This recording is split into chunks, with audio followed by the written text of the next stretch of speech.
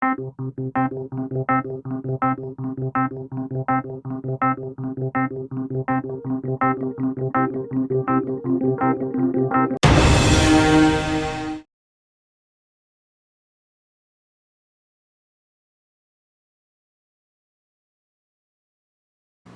was Monday and I had plenty of time for the drive along I-70, one of the most beautiful stretches of interstate in the U.S. There had been problems near Glenwood Springs where I-70 had been shut down as recently as the day before due to a fire in the area. Fortunately, it was reopened and I expected a smooth drive with an occasional stop to shoot the pretty scenery along the way. I would spend a wonderful night with Mike and his wife Patty in their Centennial, Colorado home.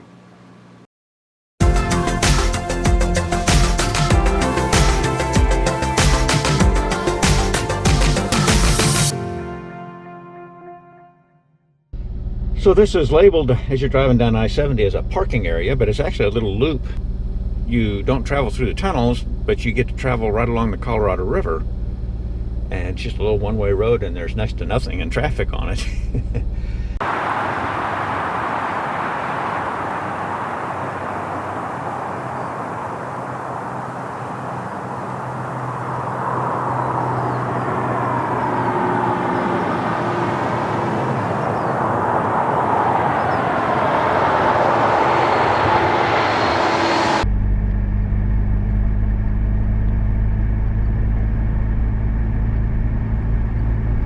Looks like it's about ready to fall.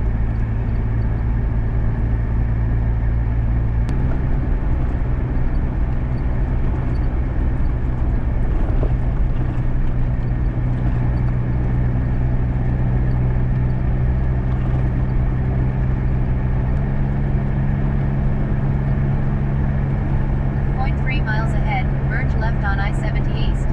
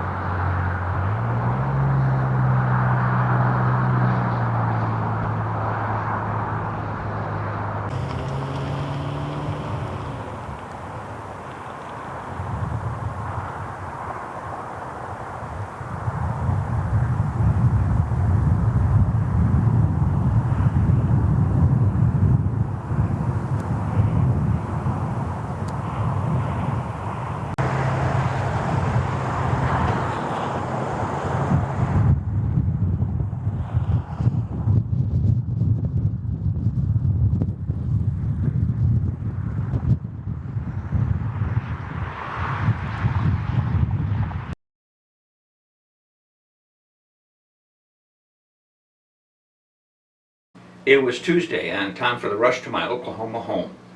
Except I didn't really feel like rushing. Looking at a map, I decided to hop off I-70 in Limon, Colorado and drive back roads to I-40 near my home. I had driven several different ways in the past, but never through Dodge City, Kansas. I set that as my anchor point, thanked Mike for his hospitality, and headed off.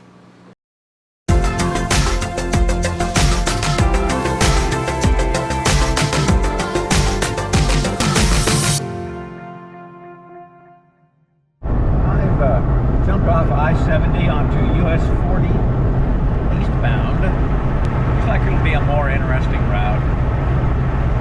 See, the nice thing about a road like this, there's just not much traffic on it.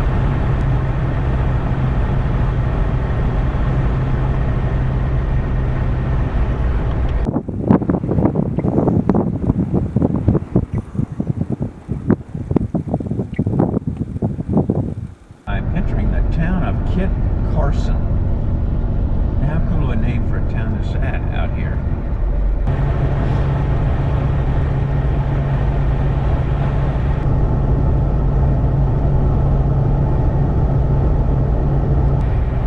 I am entering the town of Cheyenne Wells. 2 miles ahead, turn right on US 385 South.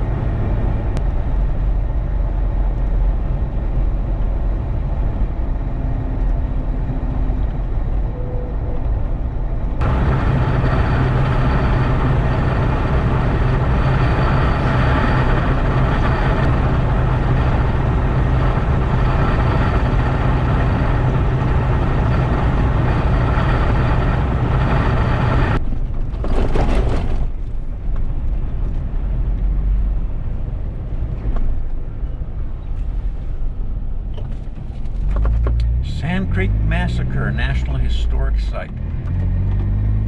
If that's right 8 along miles this, ahead, stay on US 385 South as it turns left. if that's right along this road, I'd like to stop and see that. I believe that's in the book I'm reading right now. The book is titled Empire of the Summer Moon, and it's about the Comanche Nation. Hour detour for me to go up. It's up this road and then back to the north. It's too bad. 27.8 miles ahead, turn left on US 50 East Goff Avenue.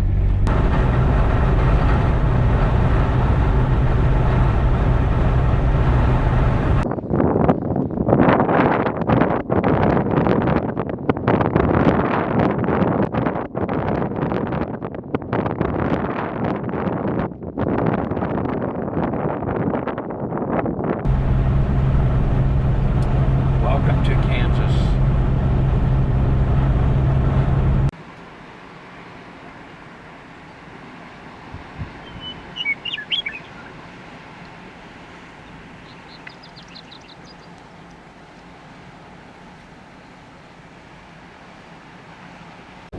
This is an original part of the Santa Fe Trail for the next 3 miles.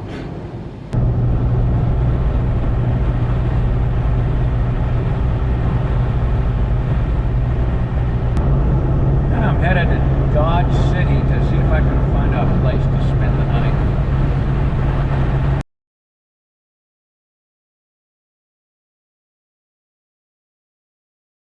I had spent the night in Dodge City. After finding an IHOP for breakfast, I continued to meander toward my Oklahoma City home, taking the occasional detour to check out whatever caught my attention. There was plenty of time for a relaxing drive. Well, relaxing until I hit Interstate 40, 50 miles west of my home.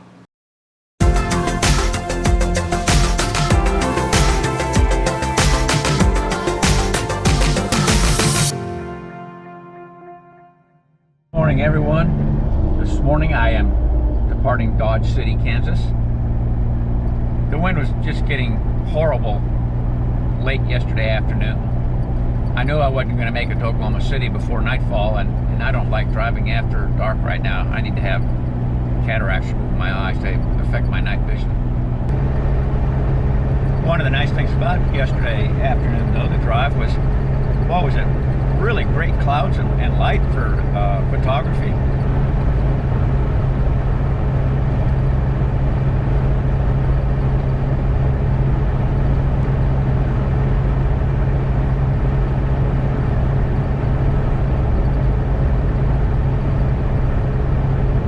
Small town America. This is a lovely little town, isn't it? I think the name of the town is Buckland. Oh, there's a neat abandoned homestead.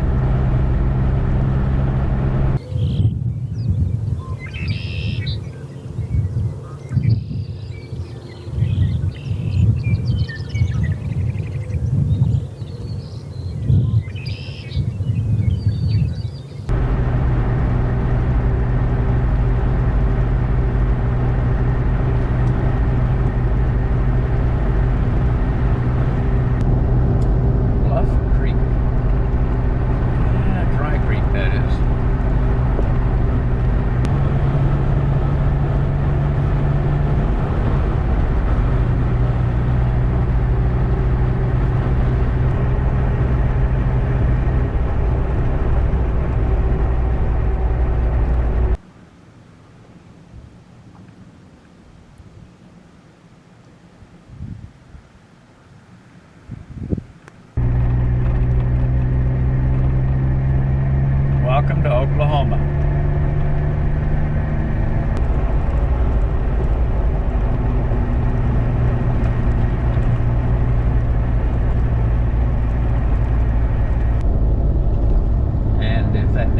familiar. It is both where Ray and I ended the Transamerica Trail when we drove it a few years ago, and where Mike and I began it a couple of years ago to continue to near the Oklahoma-Arkansas border.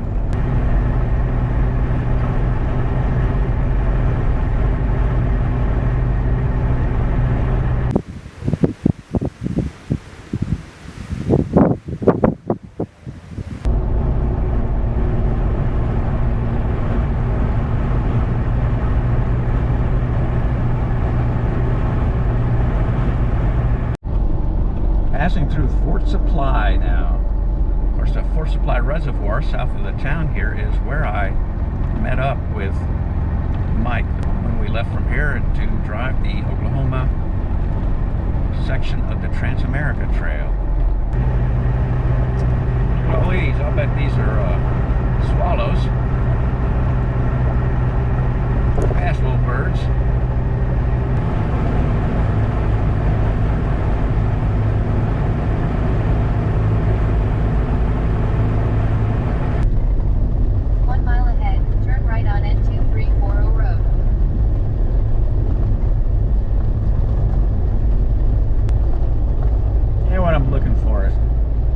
Good photography opportunity. I like the way these telephone poles are lined up and the windmills back there, the trees.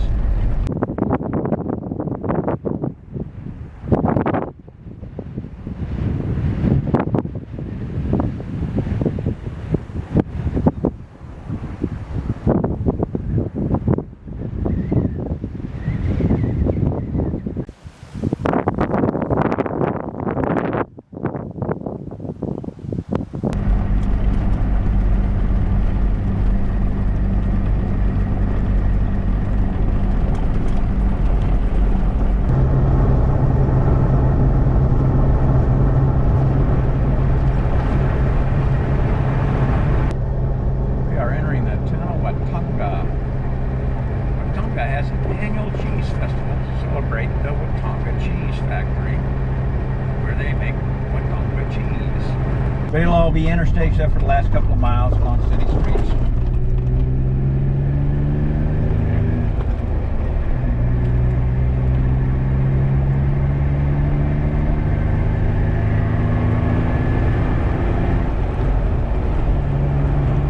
So the last place I got off the interstate was Limon, Colorado.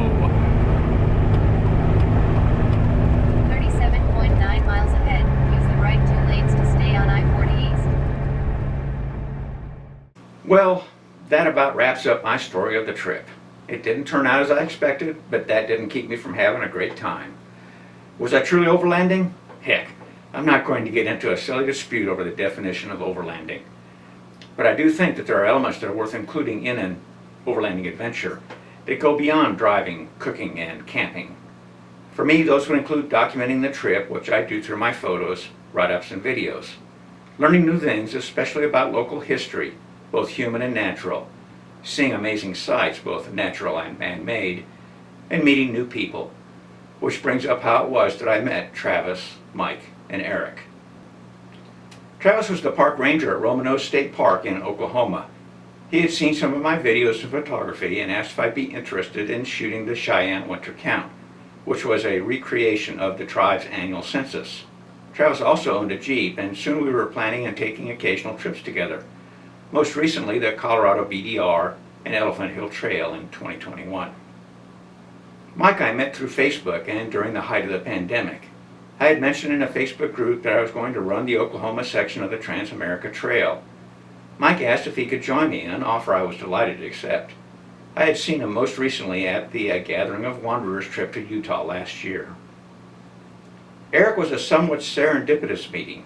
My longtime friend Ray and I were running the Transamerica Trail from Port Orford, Oregon to Buffalo, Oklahoma. We were in Salt Lake City and stopped to eat breakfast at Denny's. And this fellow, all dressed up in motorcycle garb, walks up, apparently having seen us drive up in our Jeeps, and asks what we're up to. We explain that we're running the TAD, and I tell him how he can find the videos online in the near future. We would end up becoming friends on Facebook. Eric is facing some health challenges in his life, but that would not keep him from attending a Gathering of Wanderers, and I hope many future events we have dreamed up. Anyway, one final bit of news. My new axles are installed and working great. They're a Dynatrac ProRock 44 in the front and a Dynatrac ProRock 62 in the rear. The 62 is basically a 60 with a couple small changes that include a cast-in upper control arm mount and an O-ring seal on the differential cover. I also replaced the front lower control arms and all 4 control arms on the rear with TerraFlex Alpine control arms. There is also a new Tom Woods drive shaft on the rear. I already had a Tom Woods on the front, and Eaton lockers in both axles, and I've upgraded to the TerraFlex big brake kit. Well, I guess that about does it.